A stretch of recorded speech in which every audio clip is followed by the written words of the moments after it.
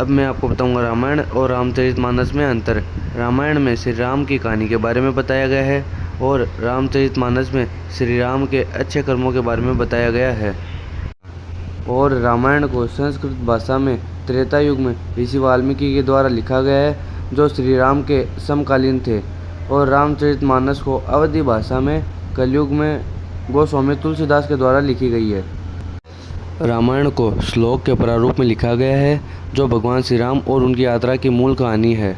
और रामचरितमानस को चौपाई के प्रारूप में लिखा गया है, जो भगवान श्री राम और उनकी यात्रा का पुनर्वर्णन है। रामायण में 7 अध्याय है: बालकांड, अयोध्याकांड, अरण्यकांड, किष्किंधाकांड, सुंदरकांड, लंकाकांड और उत्तरकांड। रामचरितमानस में भी ये 7 कांड है। बस रामचरितमानस में लंकाकांड को युद्धकांड के नाम से बताया गया है। रामायण में श्री राम को मर्यादा पुरुषोत्तम, जिसका अर्थ है उत्कृष्ट आचरण वाले श्रेष्ठ मानव के रूप में दिखाया गया है। और रामचरितमानस में श्री राम को भगवान विष्णु के अवतार के रूप में दिखाया गया है। लोकप्रियता। रामायण की लोकप्रियता है कि अधिक लोकप्रिय, आम लोगों में व्यापक रूप से पढ़ा जाता है। रामचरितमानस की लोकप्रियता। मूल ग्रंथ, जिसका अर्थ है श्री राम के नैतिकता, सदाचार और आदर्श जीवन जीने के तरीकों को दर्शाया गया।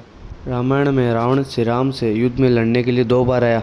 एक बार तो युद्ध की शुरुआत में और दूसरी बात जब उसका अंत हो गया।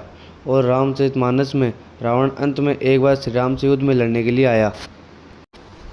रामायण में वास्तविक सीता का अपहरण हुआ और रामचरितमानस में वास्तविक सीता का कभी अपहरण हुआ ही नहीं। श्री राम ने सीता की छाया बनाई और वास्तविक सीता को अग्निदेव के पास भेज दिया।